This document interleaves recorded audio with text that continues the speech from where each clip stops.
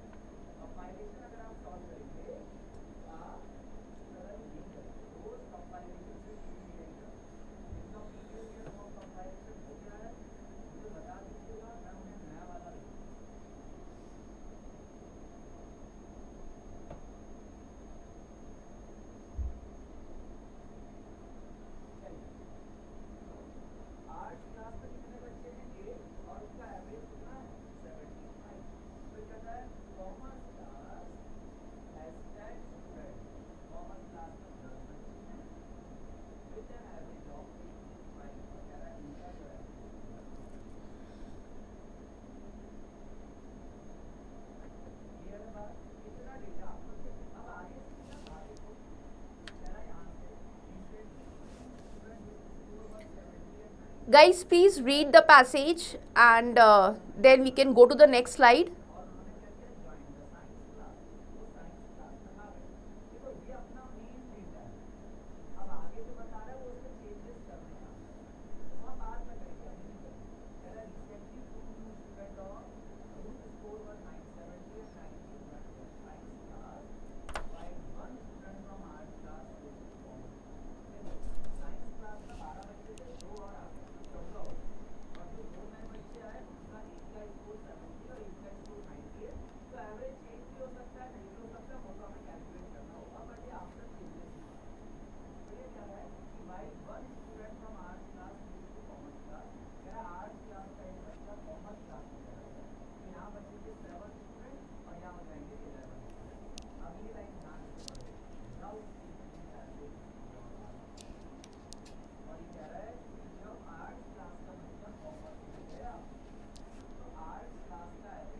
Alright guys, so I hope you have read the first slide. Let's go to the next one now.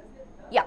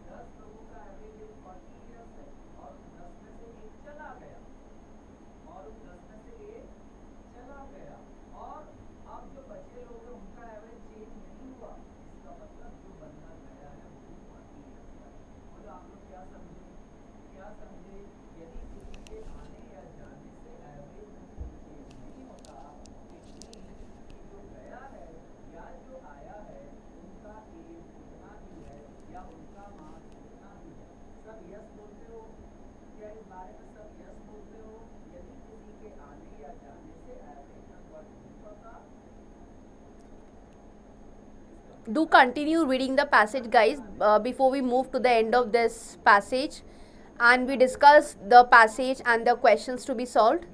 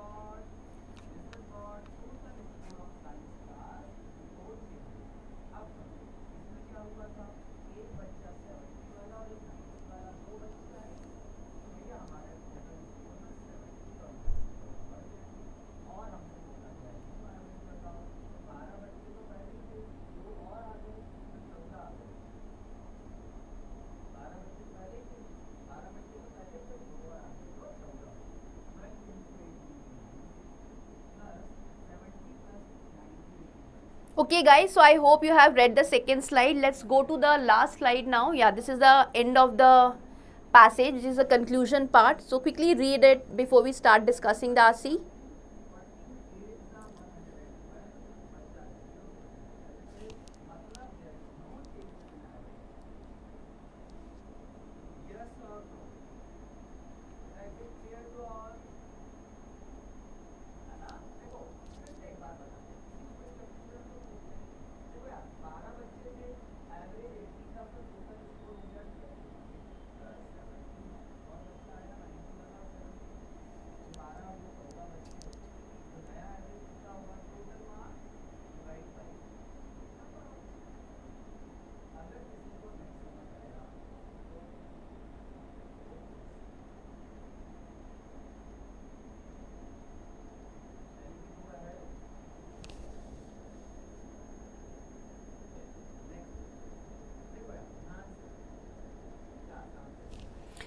Alright guys, so I believe that you have already read the passage, and now the point is we have to start discussing the RCs. Now students, please understand, as I told you before, that when you talk about CAT RCs, one of the prominent features of CAT RCs is that it is focused around the central idea. So let us go back to the passage before we go to the questions, and let us discuss what the passage is saying.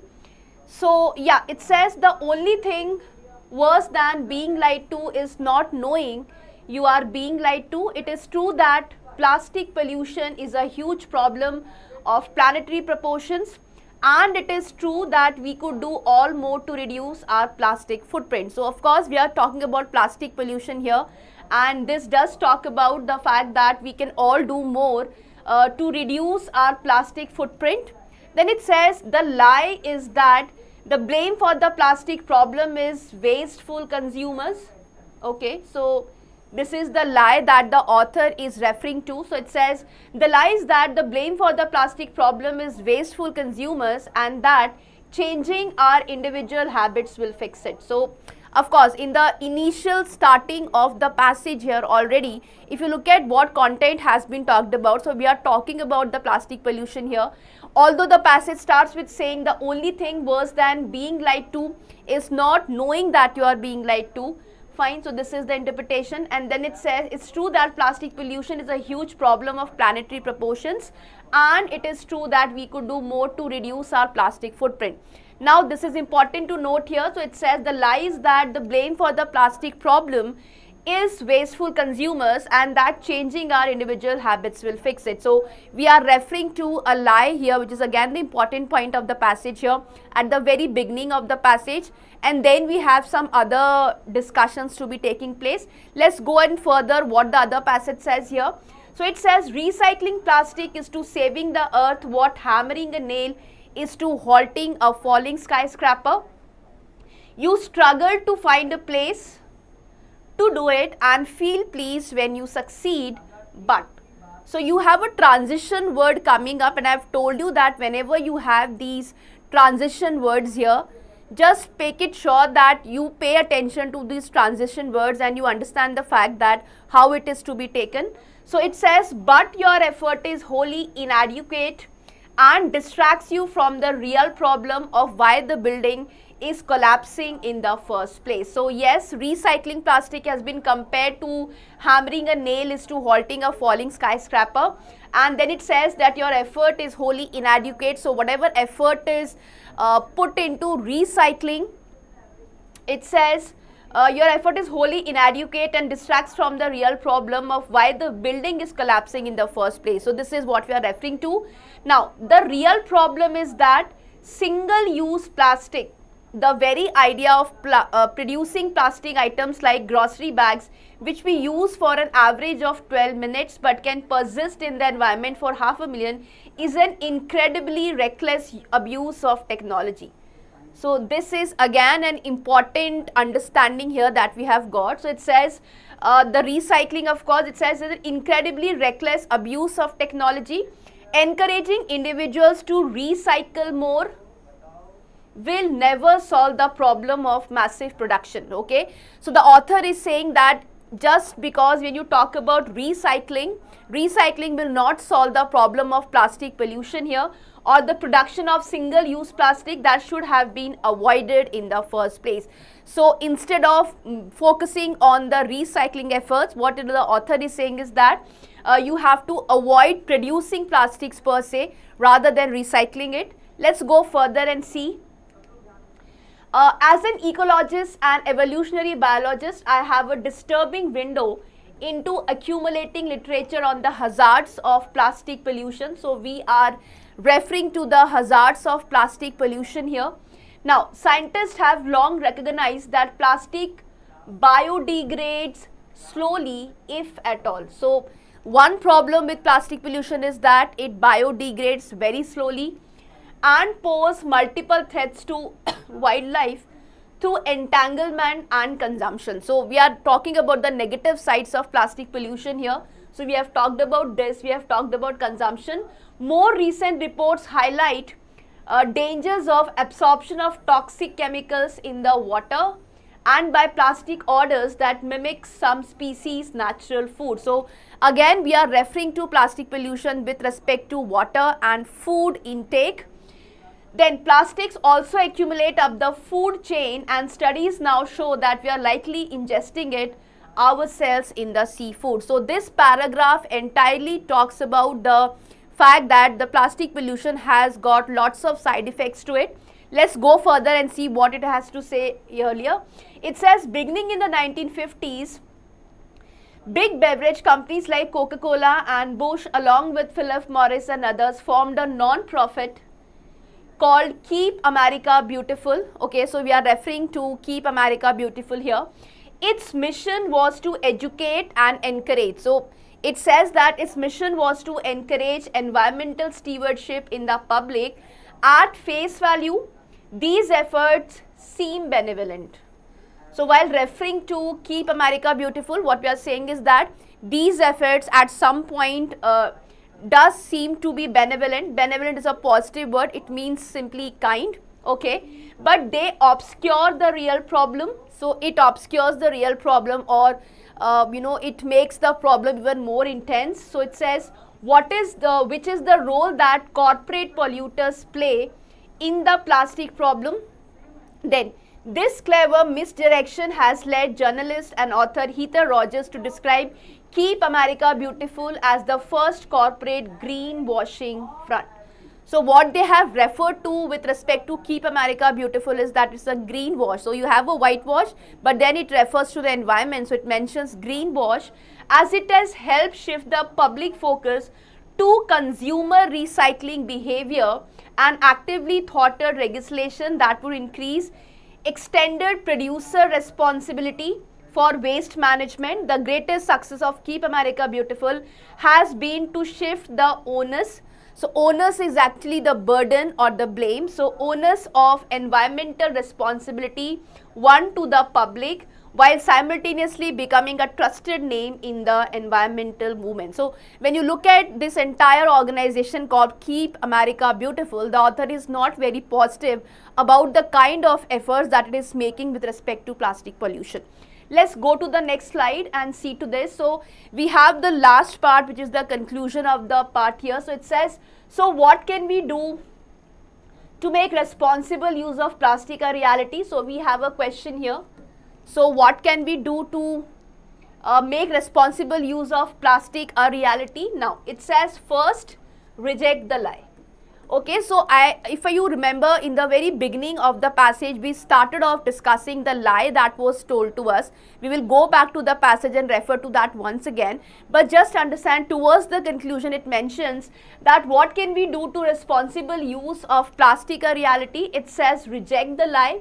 Litterbugs are not responsible for the global ecological disaster of plastic. Humans can only function to the best of their abilities given time, mental bandwidth and systemic constraints. Our huge problem with the plastic is the result of permissive legal framework that has allowed the uncontrolled rise of plastic pollution despite clear evidence of the harm it causes to local communities and the world's oceans. So of course we have talked about the legal framework here, and then it says recycling is also too hard in most part of the US and lacks the proper incentives to make it work well.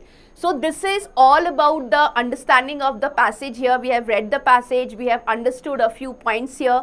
Now the actual task comes in terms of solving these questions. So let's look at the first question here. Now it says, which of the following interventions would the author most strongly support? So take some time to answer this question, have a look at the option and try to come up with an answer. Which of the following interventions would the author most strongly support?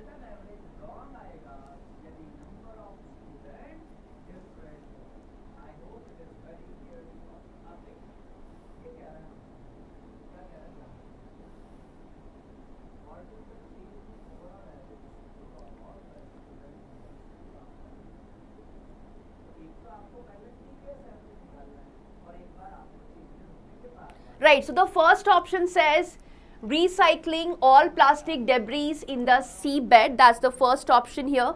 Second one says having all consumers change their plastic consumption habits. Okay, so this is again targeted at consumers. Then it says completely banning the single-use plastic bags, and D says passing regulations targeted at producers that generate plastic products. So let me know if you have got any answers to this before we start finding it out. How do we arrive at the answer here?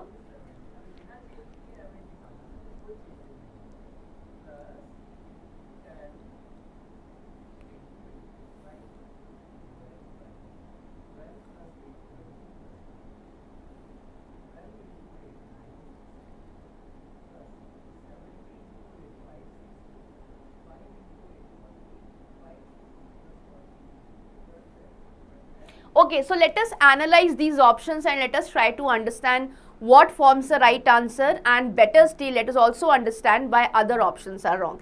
So I'm sure you would have understood by now that the main point or main discussion in the entire passage was that it is not the consumers who are responsible for the plastic problem, but it is the producers. Okay, so there is a lie that has been told. If you go back to the passage here, so yeah, so it says what? The lie is that blame for the plastic problem is wasteful consumers, and that changing our individual habits will fix it. So this is the lie, and towards the end of the passage it talks about the fact that in order to solve the plastic problem we need to reject the lie. Okay, so let us look at what options we have got here. So it says recycling all plastic debris in the seabed. Well, this will not be the answer choice, because the question is asking you which of the following interventions would the author most strongly support.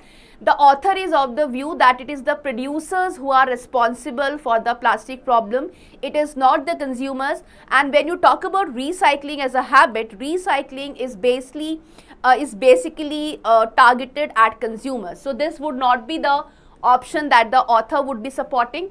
Similarly, it says having all consumers change their plastic consumption habits.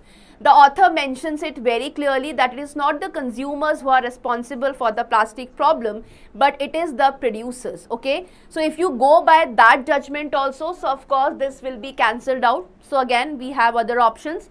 C says completely banning all single-use plastic bags. Again, this is something which is aimed at consumers and not the producers. So this will also be eliminated. D says passing regulations targeted at producers that generate plastic products. So if you have understood the main idea of the passage, that it is not the consumers who are responsible for the plastic problem, but it is the producers, I'm sure you would have gone for the fourth option, which is D, of course. So this is how you arrived in answer, making it sure that you have understood the main point of the passage, which is plastic problem is not because of the consumers, but it is because of the producers. So that was the first question here. Let's go to the second question now. It says the author lists all of the following as negative effects of the use of plastic except. So what the author is saying, there are three options which tells you about the negative aspects of use of plastic. There would be one exception to that. We have to answer that exception. Let's look at the options here. It says slow pace of degradation or non-degradation of plastics in the environment. Okay, if you have read the passage closely, you would have understood that we do talk about degradation of plastics in the second passage. Okay, second paragraph, sorry, and of course you have it here. So slow pace of degradation or non-degradation of plastics in the environment. This particular point has been mentioned in the passage, so this will not be the answer choice. B says air pollution caused during the process of recycling plastics. C says poisonous chemicals released into the water and food. While we were discussing the passage and we were reading the passage, I did mention that the side effects of plastic do come to humans in the form of food and water. So it does find the mention in the passage. This will not be the answer choice. Let's look at D and let's look at B as well. So B says air pollution caused during the process of recycling plastics.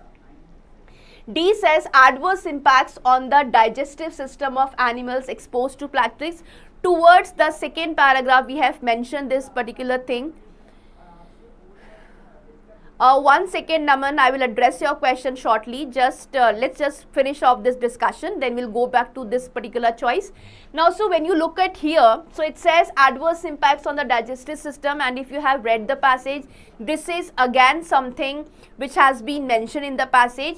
The answer to this question is air pollution caused during the process of recycling plastic. This has not been mentioned, and that is why this becomes the right choice. So guys, please understand one thing, that when you are solving an RC, it's all about the elimination process. If you are clear with the logic of the options here and you can eliminate your choices, I'm sure you will arrive at the right answer. So we have read the passage and figured it out that this is how you are going to solve it. Let's go to the third question now. Now it says in the first paragraph, the author uses lie to refer to the fact. So when we started reading the passage, the first thing that was mentioned to us was that the lie was that it is the consumers who are responsible for the plastic problem and it is not the producers, of course. So that was the lie. So the real interpretation of the particular context was that it's the producers who are responsible for it. So let's look at what the options are saying. So in the first paragraph, the author uses lie to refer to the, let's go to the first paragraph here and let us see what we have here. Right, so it says the lie is that the blame for the plastic problem is wasteful consumers and that changing our individual habits will fix it. So this was the lie. Let's look at what options are saying and see to it which option comes closest to this point here. Okay, so it says blame assigned to consumers for indiscriminate use of plastic. Well, we did talk about the fact that it was not the consumers who are responsible for it, it's the producers. So if you look at this point, this absolutely makes sense, but we will still not mark the answer. If we find something better than this, we'll go for that option. Otherwise, we'll stick to this option. Then it says understatement of the enormity of the plastic pollution problem. Well, it's not in terms of the understatement of the enormity of the plastic problem. Now, fact that people do not know they have been lied to, well, this is not the lie because we are answering the question in terms of what exactly is the lie here. Then it says understatement of the effects of recycling plastic. We have not talked about recycling in the very first paragraph here, so that does not find any mention. Then the answer has to be option number A. I hope it makes sense to understand ki how are we eliminating the choices and on what grounds are we making a right answer there. Let's look at the next question now, which is the fourth one. It says, in the second paragraph, the phrase what hammering a nail is to halting a falling skyscraper. So take some time to answer this question. So you have four options. Look at these options and try to make sense.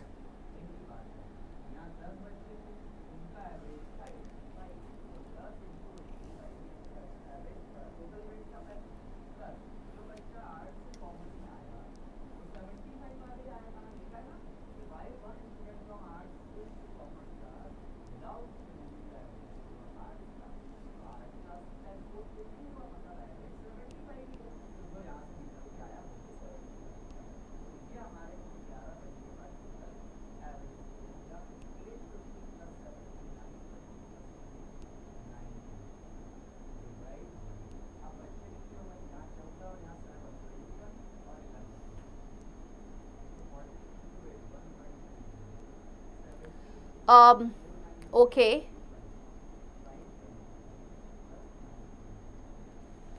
Alright guys, so we have a question that specifically deals with the fourth paragraph. Let's go back to the, okay, it talks about the second paragraph. Okay, so in the second paragraph, let's go back to the second paragraph and see to it what it has mentioned. So yeah, it says recycling plastic is to saving the earth what hammering a nail is to halting a falling skyscraper. So we are saying that when you talk about recycling plastics, okay, is to saving the earth what hammering a nail is to halting a falling skyscraper. You struggle to find a place to do it and feel pleased when you succeed, but your effort is wholly inadequate. So when you talk about those efforts which is aimed at consumers, right? So because we said that it is not the consumers who are responsible for the plastic pollution, it is something else. It is basically the producers. So when you talk about recycling as a option to deal with the plastic problem, this is again something similar to hammering a nail is to halting a falling skyscraper. So let us look at what option it has got here.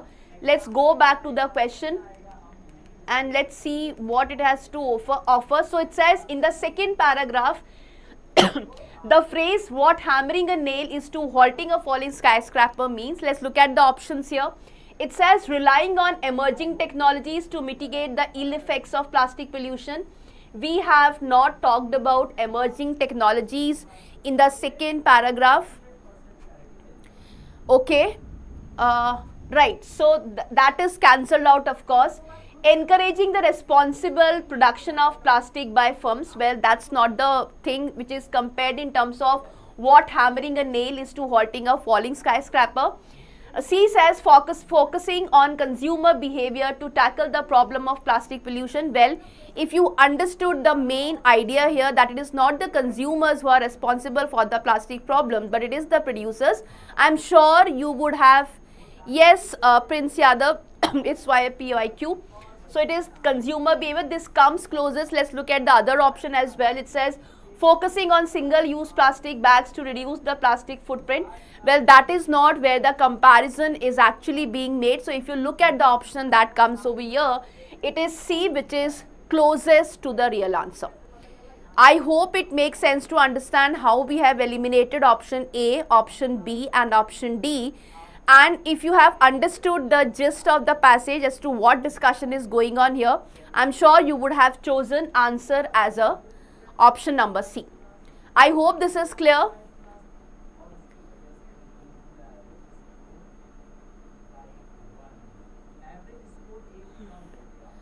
Okay guys, we will discuss with those questions in the next sessions probably, but what I'm just trying to tell you is that we have just figured it out in terms of how do you solve a passage. Just make sure that when you talk about CAT VARC section and particularly you talk about RCs, one important thing that you have to keep in mind is that you have to be very clear with the main idea, because most of these passages, they are focused around the central idea or the main idea, right? Let's look at the last question that is given to us. So it says, it can be inferred that the author considers the Keep America Beautiful organization. So while we were reading the passage and we were just going through the individual points here, I am just sure that you would have understood that the entire outlook of the author towards Keep America Beautiful was negative. So let's look at the option in terms of what it has to say. So it says greenwash, of course this was mentioned there, but let's look at because it was a benevolent attempt to improve public recycling habits. Well, the real intention was to shift the perspective actually from producers to consumers. So this does not form an answer because it has got the word benevolent, which is in a positive tone. So that does not form the answer. B says a sham as it divert attention away from the role of corporates to plastic pollution. If you have read the passage correctly, I'm sure you would have understood that this is what Keep America Beautiful has done and this is why the author was criticizing him. So you have a very close option here. Let's look at C and D before we choose B as an answer. So C says an important step in sensitizing producers to the need of tackle plastic pollution. Again, this is again framed in terms of positive direction, so that does not make the correct answer choice. And it says an innovative example. Well, that's not the tone of the author in discussing Keep America Beautiful. So the best option that you can have here is that, which is B, a sham as it divert attention from the role of corporates in plastic pollution. So that is what we were discussing here and I hope it does make sense, right? So we are done with the first passage and yeah, I think we have solved these 5 questions and it does make sense to understand that once you understand the main idea of the passage, it becomes easier for you to eliminate the options and to arrive at a right answer. Let's go to the next set of questions here, guys. So we have done one RC, we'll come back to the RC. Let's go to the next question type here. So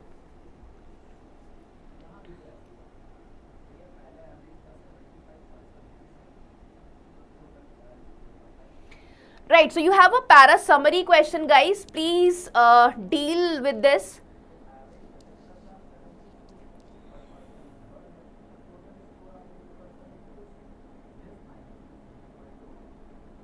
So you have a para summary question, guys. Please try to attempt it, and we will discuss the answers to these questions.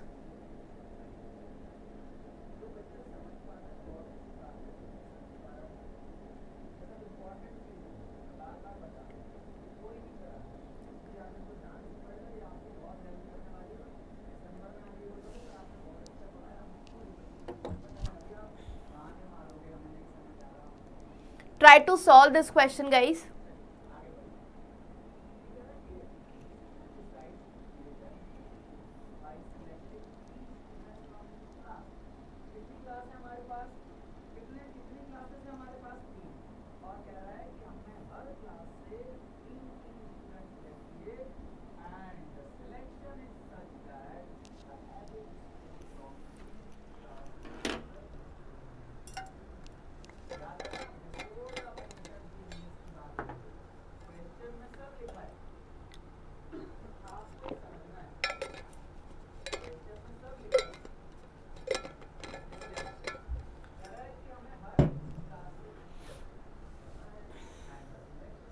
Let me know your answers if you have figured out the logic to the question, and then we'll discuss in terms of how do we arrive at an answer.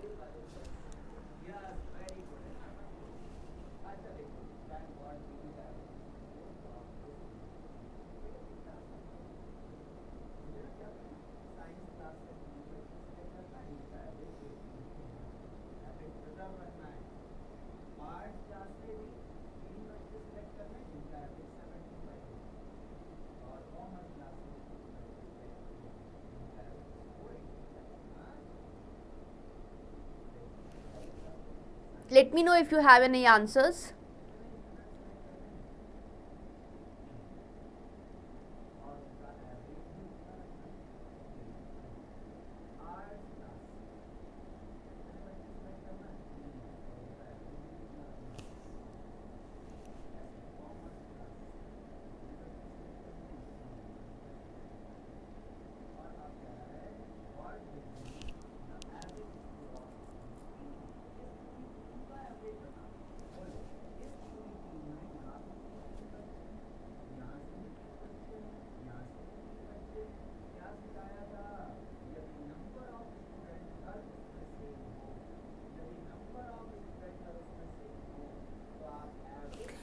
Alright guys, so we have a para summary question, and I've told you in my previous sessions also that when you talk about a para summary question, the first important step is that how do you comprehend the paragraph. So when it comes down to comprehending the paragraph, it's most important to understand the gist of the passage, which is nothing but the most important details that has been given to you. And of course, the second aspect of your answer to the question is that how do you eliminate your choices. So because you have got one paragraph and the choices would be very similar, there would be slight differences in terms of the choices that is laid out to you. So it's important to understand how do we eliminate the choices before we arrive at the right answer. So let's just quickly read through the question and try to understand what the passage is saying, what are the important details, and then go to the options and see to it how do we arrive at a right answer. So it says North American walnut sphinx moth caterpillar. So we are referring to moth caterpillars here. Amorpha jugulandis look like easy meal for birds, but they have a trick up their sleeves. They produce whistles that sound like bird alarm calls, scaring potential predators away. So we are mentioning the spins moth caterpillars and the defense mechanism that they have. So they have a trick up their sleeves. They produce whistles that sound like bird alarm calls, scaring potential predators away.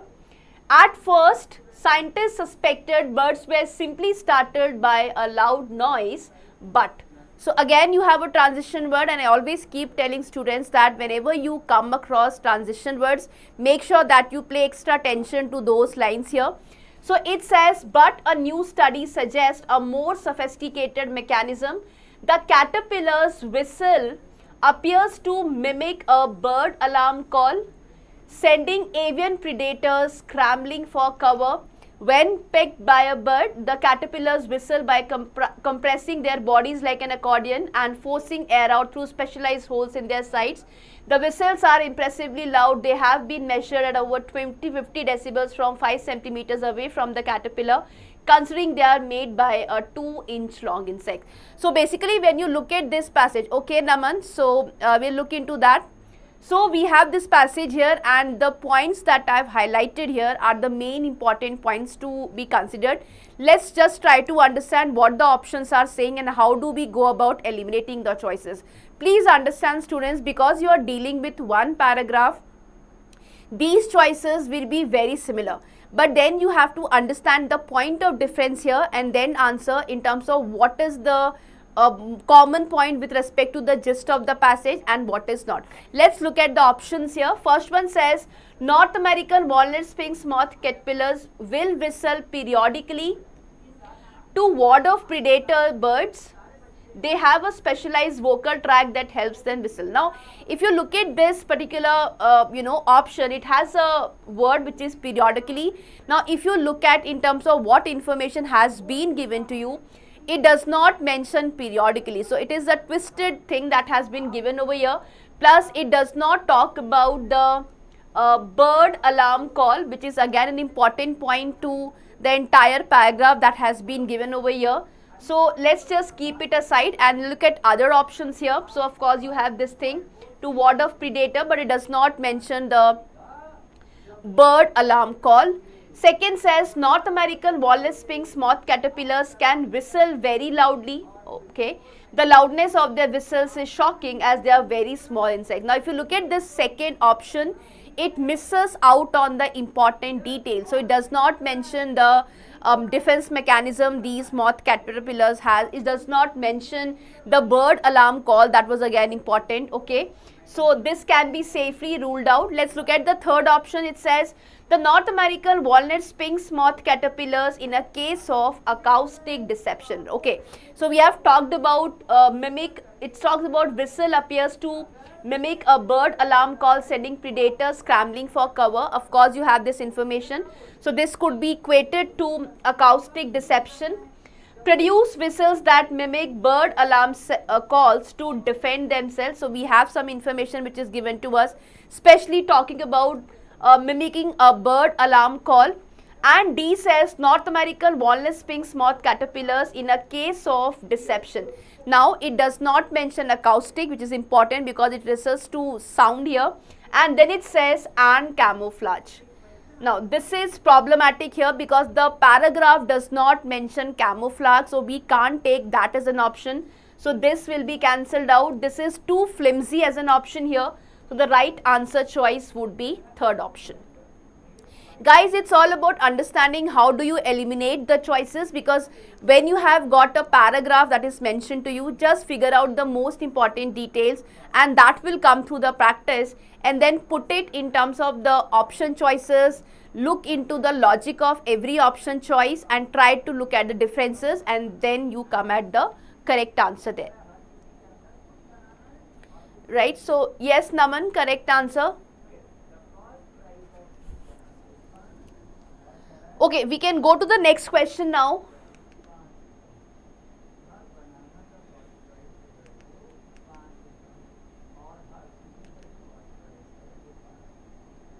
Yeah, so you have the next para summary question here.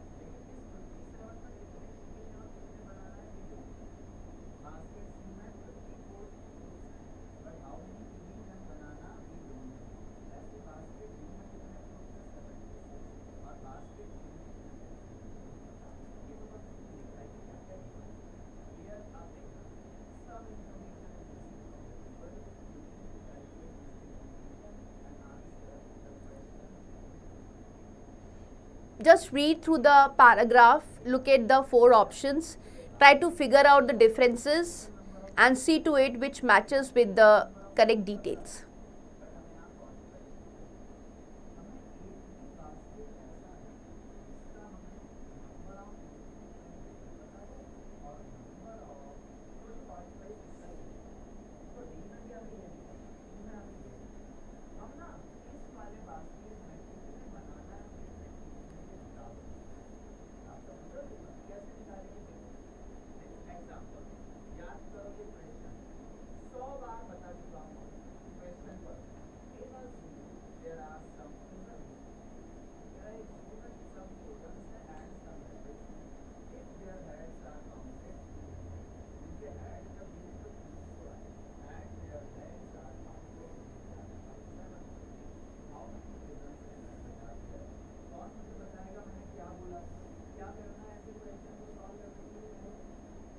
पहले से एक को use करने के कारण और बताएगा और बताओ सही था बताओ Tathagat Akanksha Mahi message yes very good message consider all are rabbit और ऑल आर पिजन्स आप कुछ नहीं मानते assumption हां वेरी दिवांशी से क्लियर विद्या वान्या अच्छा देखो. Let me know if you have any answers to this question, guys, before we start discussing the details of the paragraph and look at the options and eliminate our choices.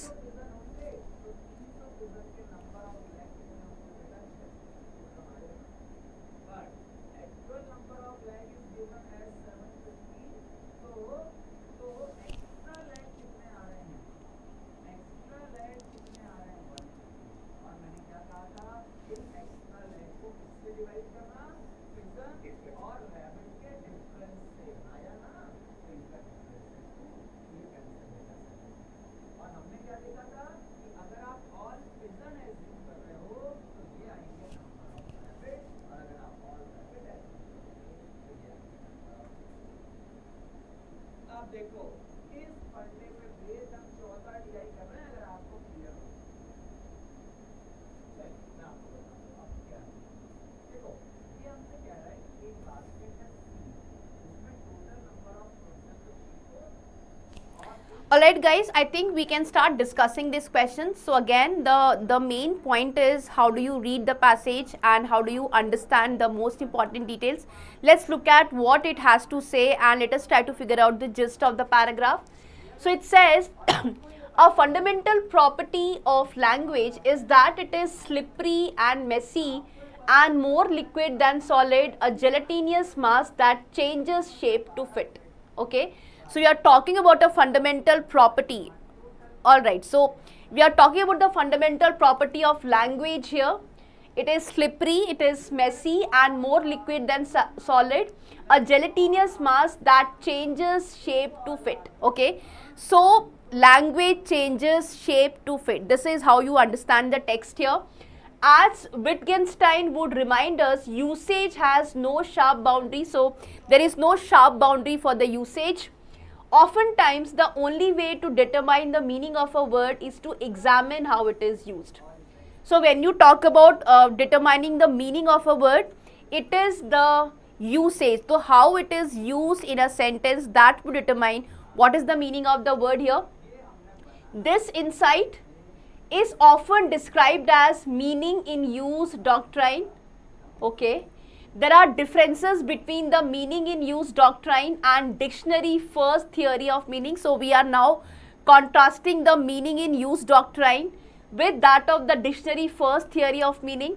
The dictionary's careful fixing of words to definitions like butterfly spin under the glass can suggest that this is how language works. So, of course, we are talking about carefully fixing the meaning of words, which is in terms of the dictionary definition of a word.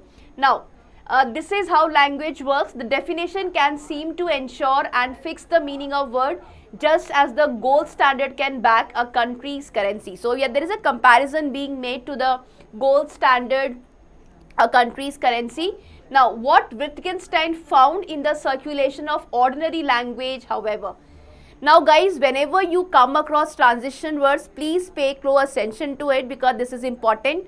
So it says what? However, was a free floating currency of meaning. So as opposed to carefully fixing the meaning of the words, it is basically about free floating currency of meaning.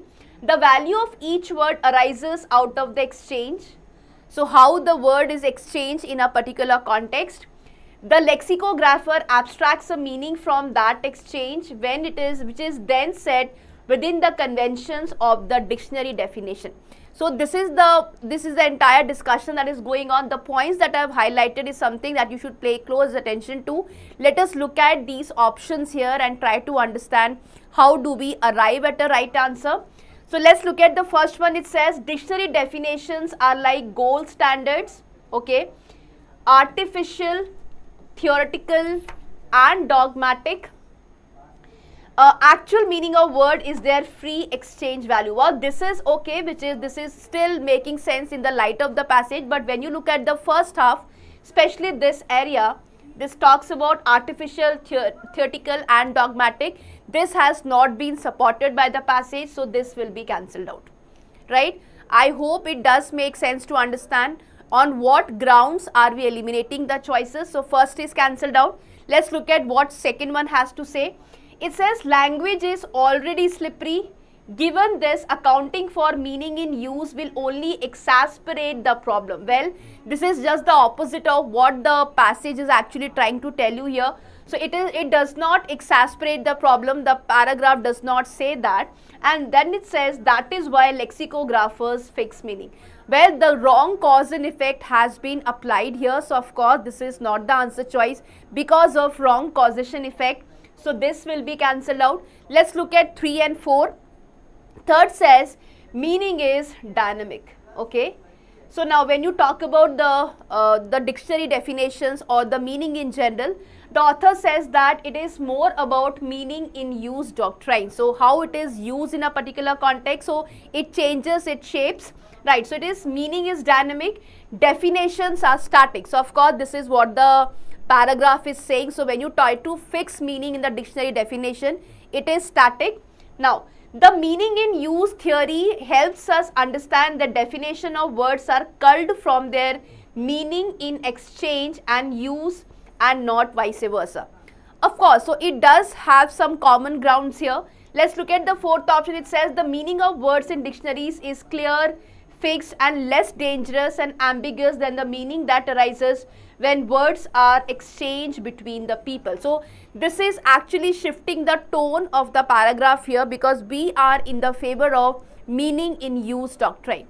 So when you talk about this one, if you look at these careful discussions here that is going on, so it says suggests that this is how language works.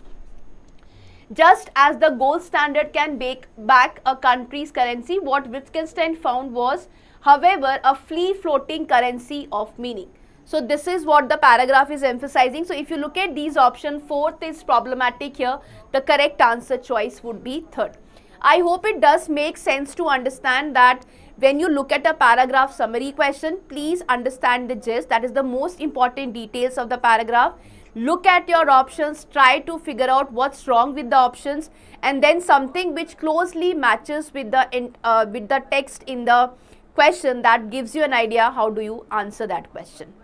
Right? So fourth is problematic here. I hope it does make sense as to why we have eliminated fourth option. The answer would be 3. Meaning is dynamic, definitions are static. This is what the passage is also saying. The meaning in use theory helps us understand the definition of words are culled from the meaning in exchange and use and not vice versa.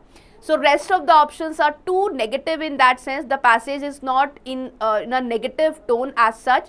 So we can clearly eliminate those choices. Okay guys, that was the 15th question. Let's go to the another question now. We have done one RC here. We saw 5 questions here. Now we have done the para-summary question, 2 para-summary question. Now there is one more question type that is actually asked, which is called sentence placement. And many students do find problem in answering those questions. So let us now solve some sentence placement question and try to understand how do we arrive at an answer. Let's go back to this. So we are done with the 2 questions of para-summary. Okay, so we have this sentence placement question. Here is the question for you. Please start reading this one and let me know if you have an answer.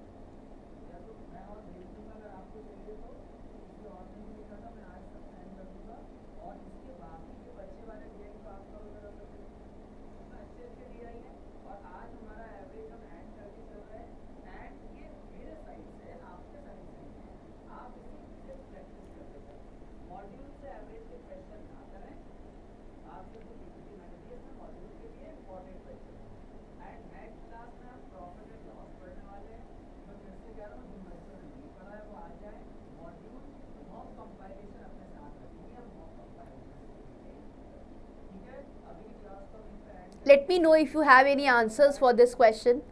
So whether the sentence goes in the first blank, second blank, third blank or the fourth blank.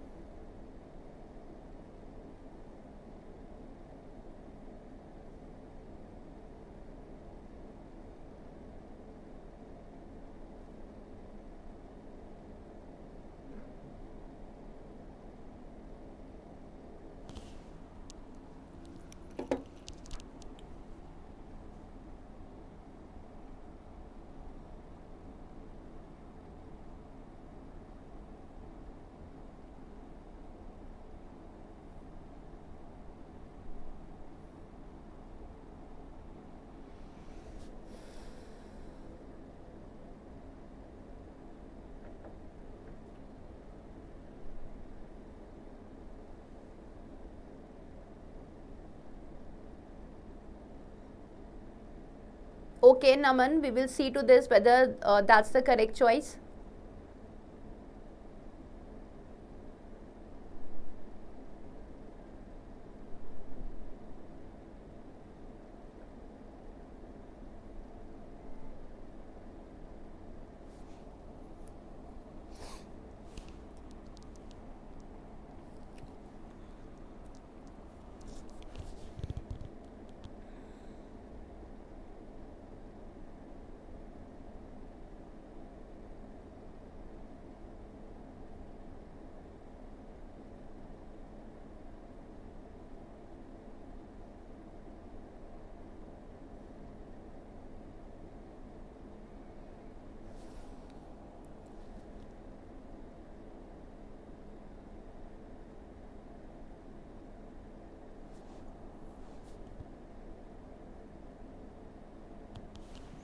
Alright guys, so let us discuss what this question has to say and what exactly is the approach. I told you that when you talk about sentence placement question, first important thing, please understand the sentence that is given to you, and of course whichever blank you plan to fit it in, just make it sure that you gel that idea with the previous sentence and the following one.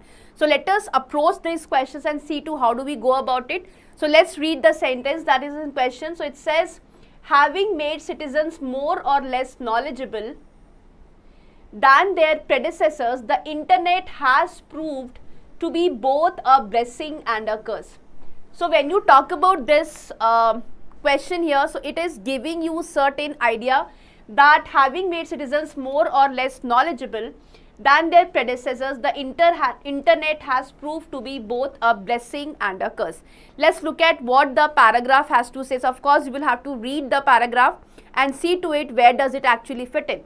So let's look at it. Says, never before has a population nearly all of whom have enjoyed at least a secondary school education, been exposed to so much information. So we are starting with the idea that we have been exposed to so much information here, whether in newspapers and magazines or through YouTube, Google and Facebook. Fine. So you have an idea that is placed over here. Then you have a blank here. Let's say if we can put it here. So having made citizens more or less knowledgeable. If you put it here, it will be slightly problematic, because if you look at this part, it says yet. And when you make use of this transition word, please understand that it shows a contrast, okay? So when you talk about yet here, so we have some information that is mentioned over here. Then it says it is not clear that people today are more knowledgeable. So we have a contrast of an idea here. So you can't put this sentence in the first blank. So this is cancelled out, right? Let's look at what the passage is saying further. Yet it is not clear that people today are more knowledgeable than their barely literate predecessors. Okay. Contemporary advances in the technology offered more serious and inquisitive students access to realms of knowledge previously unimaginable and unavailable. So this talks on a different grounds altogether. We have eliminated the first option because there was a contrast that was in place. So this yet continues with the same idea here. So this is cancelled out. Now if you try to place it over here, this sounds like more like a conclusion sort of a statement. So let's look at what does it say. So it says, having made citizens more or less knowledgeable than their predecessors, the internet has proved to be both a blessing and a curse. Now for those of you who do have good reading skills, I believe that when you read this sentence, it gives you a feel of a conclusion, but let's look at where we can place it. Now if we try to put it somewhere in the second one, it says, however such readily available knowledge. So again, this second blank has a continuation from the previous sentence here. So we can't put it over here as well. So that would not be the answer choice. So it says, however such readily available knowledge leads many more students away from the serious study. So if you put it over here, it will again not gel with the idea that is discussed in the question statement. So of course, second is ruled out. Then it says the reading of actual tests and an inability to write effectively and grammatically. So we are talking about writing effectively and grammatically. Again, third does not make sense because this is a complete different idea. So third will be cancelled out. Let's look at what the other thing has to say. Of course, we understand that fourth is the answer here. It says it has let people choose sources that reinforce their opinions rather than encouraging them to question inherited beliefs. And then you conclude by saying, having made citizens more or less knowledgeable than their predecessors, the internet has proved to be both a blessing and a curse.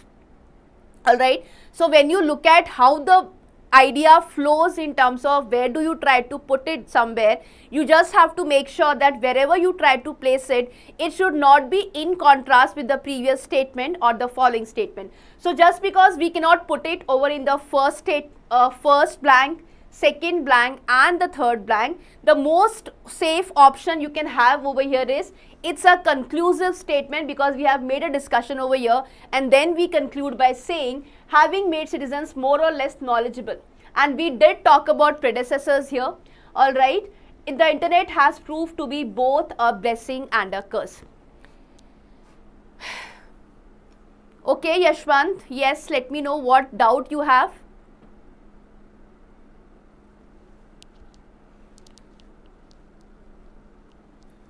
So let me know in few seconds, Yashwant, what exact doubt you have here.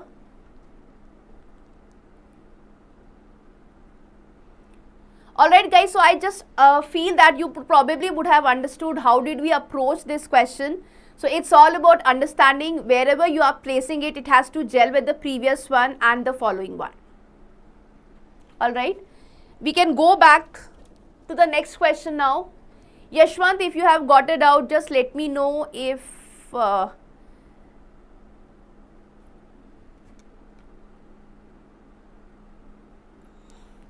okay guys, so see here, when you talk about the first blank, if you try to put it over here And you have this yet which is mentioned over here. Yet is a transition word that shows contrast, okay. So the previous idea and the following idea have an opposite element attached to it. So it says, never before has a population, nearly all of whom have enjoyed a secondary school education, been exposed to so much information. So we have so much information, at least a secondary school education being exposed to, whether in the newspapers, magazine or through YouTube, yet it is not clear that people today are more knowledgeable. So here is the contrast, Yashwant. Naman, I hope I have made it clear that why did not be put in the first blank, because there was an element of contrast. So we were saying that we have been exposed to so much information, but still yet it is not clear that people today are far more knowledgeable. So there is an element of contrast here. Okay, and rest of the statements, if you look at the other options as well, again that does not gel with the idea, the previous sentence and the following sentence. So, and if you look at this sentence per se, it more or less sounds like a conclusion. So the best option that you can actually have here is option number 4. Okay guys, let's look at the next question now.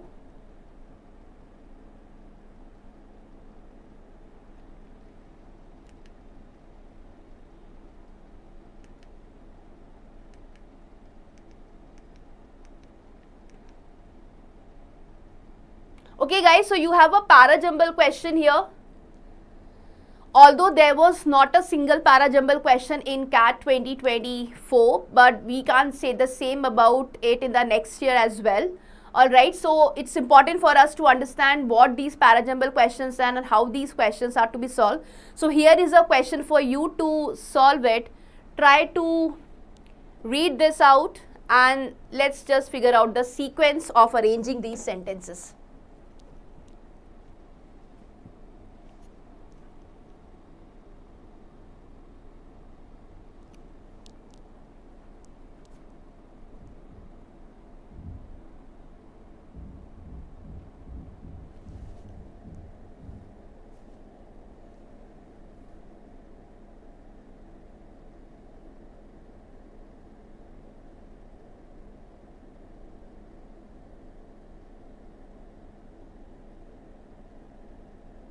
Meet, which question are you talking about? Is it the para-jumble question or the sentence placement question?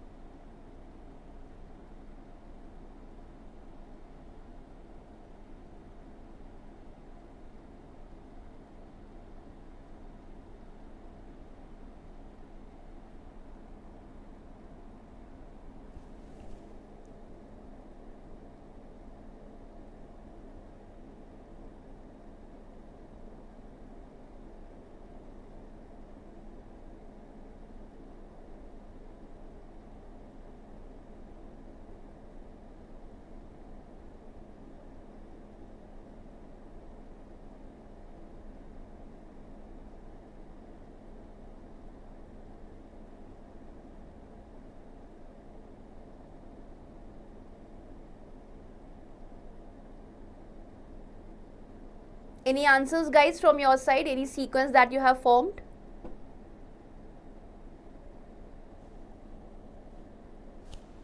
Alright guys, I think we can discuss this question. First thing, see, for the students who are weak at para-jumbles, I always tell students that para-jumbles also test your comprehension and your reading skills, and it is also about understanding how do you go about solving a para-jumble question. So first thing, of course, get your basics correct. So there are certain parameters in terms of how do we form the mandatory pair. So what I tell students is that go for a mandatory pair, figure out which two sentences can you form logically, something that is connected with an idea, something that has common grounds with it. Try to figure out which sentences gel with which one. Also, it is also in the terms of how do you identify the opening statement. So there are certain parameters on the basis of which I'm sure you would have done all these in your classes. So there are certain parameters on the basis of which we go for the opening statement or go for the mandatory pairs or go for the closing statement. And also para-jumbles mostly are about your practice delivery there, in terms of how do you practice these questions. And the more you practice these questions, the better equipped you would be to handle such para-jumble questions. So let's look at how do we go about it. First thing, of course, is you have to read the sentences individually and try to understand what these sentences are talking about. So the first one says, fish skin collagen has excellent thermostability and tensile strength, making it ideal for use as a bandage that adheres to the skin and adjusts to body movement. So of course, we are talking about fish skin collagen and the benefits that it offers. Okay, so it has got benefits here. So let's just put it aside. Let's read the other three statements and try to make sense what would come first. Of course, this feels like something in the middle, but let's just read the other sentences also. So second one says, collagen, one of the main structural proteins in connective tissues in the human body, is well known for promoting skin regeneration. Now, for those of you who have done your para-jumble basics, I'm sure you would have studied the concept of general to specific. So when you look at first sentence and when you look at the second sentence, second one talks about collagen in general. First one talks about fish skin collagen. So this is specific example. I hope you understand the fact that when you compare this first sentence and the second sentence, it's most likely that second one comes before the first one. So you move from general idea to the specific idea. So let's just keep it aside. Let's read the other two sentences as well. It says, fish skin swims in here as diseases and bacteria that affect fish are different from most human pathogens. Of course, this also talks about fish skin and collagen, of course. So let's just keep it aside. And fourth one says, the risk of introducing disease agents into other species through the use of pig and cow collagen. Now this talks about pig and cow collagen. Proteins for wound healing has inhibited its broader application in the medical field. So right, we have read these four sentences. Let us try to understand how do we arrange it. So the best possible option to start with is of course second option here, or the second sentence here, because this mentions collagen in general, right? Once you complete the sentence, this sentence here, it talks about structural proteins in connective tissues in human body is well known for promoting skin regeneration. Now if you look at sentence 4, now it says what? The risk of introducing diseases agents into other species through the use of pig and cow collagen. So we are talking about something else here, which is with respect to pig and cow collagen. Proteins for wound healing has inhibited its broader application. Now it says what? It says its broader application, and here it refers to collagen. So the opening statement of course is 2. It can be followed by 4 because we are giving example of pig and cow collagen here. Then it says further, proteins for wound healing has inhibited its broader application. So collagen is not readily used in these experiments and it has inhibited its broader application. Now once you understand 2, 4 forms a pair, 2 and 4 is taken care of, right? Then you have applications in the medical field. So 2 and 4 forms a pair. Then you have third one, which is fish skin swims in here. So because you have problem with other areas here, then you have got okay, so we have fish skin swims in here. So again after 4 you will put 3. So 3 is over here.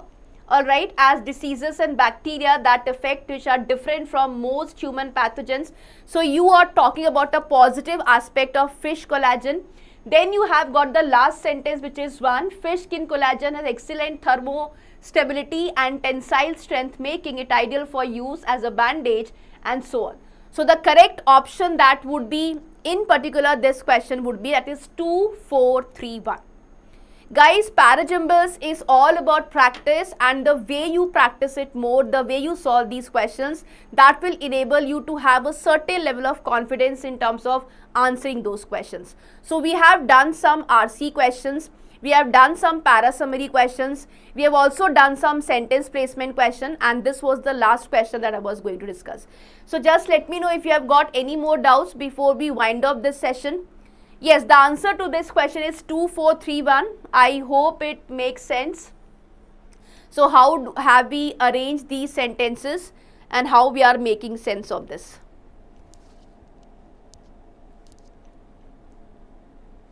Alright guys, so I hope you have had a decent practice in terms of the questions that you see in VARC. It's all about understanding that as you solve more RCs, as you solve more parajumbles, as you solve more summary questions and get your doubts clear. So start solving many questions here, trying to understand the logic behind the question. Make sure you are into the habit of reading daily, because again, the entire CAT VARC section is something that tests you on your reading skills and comprehension skills. So you have to make sure that you are working on it simultaneously. And at the same time, it's all about practicing the questions. So you are writing topic tests, whichever topic you feel that is troublesome to you. You're writing sectionals, you're writing mocks as well. Probably you would not have started by this time, but yes, you can of course go for previous year questions and have a say at what these questions are actually like. Alright guys, so that was it from my side. We have similar sessions lined up for LRDI and Quant. Please watch them too, and I'm sure that would be helpful to you. Alright guys, thank you so much, and please stay connected. See you in the next video. Bye.